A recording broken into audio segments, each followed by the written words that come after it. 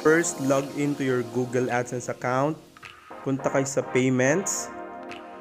Once nasa Payments kayo, click nyo yung Manage Tax Info.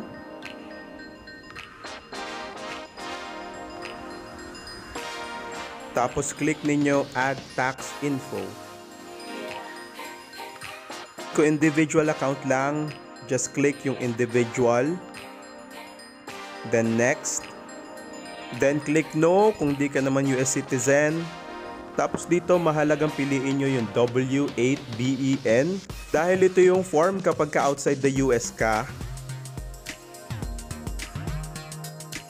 And syempre, country of citizenship, choose Philippines.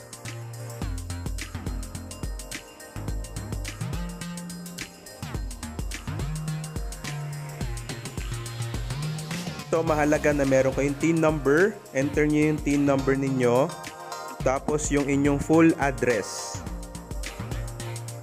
Na-enter nyo na yung full address ninyo, tatanungin kayo kung you're claiming reduced rate, withholding tax under tax treaty. Kung sasagot nyo dapat dyan ay yes, para maka-avail tayo ng mas maliit na tax.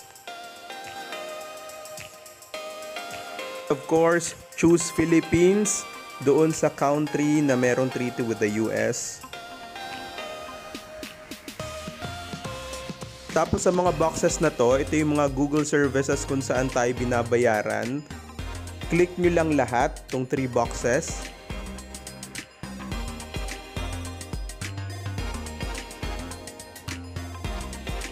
Then kada click ninyo, choose nyo lang yung article and paragraph. Tapos syempre piliin nyo yung lower rate. So may 0%, may 15%, piliin nyo lang kung ano yung mas mababa.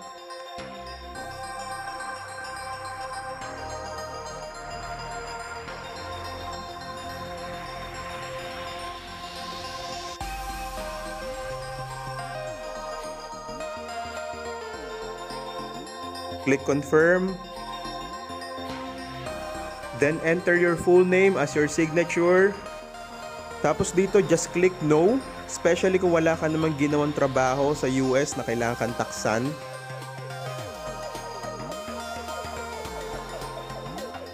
So mahalaga to, kung kayo ay naka-receive na ng payment before, click nyo yung I am providing tax info for an existing payment profile that has previously received payments.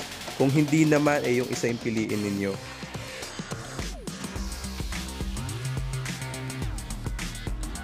After nyo masubmit yon, segundo lang, approved na.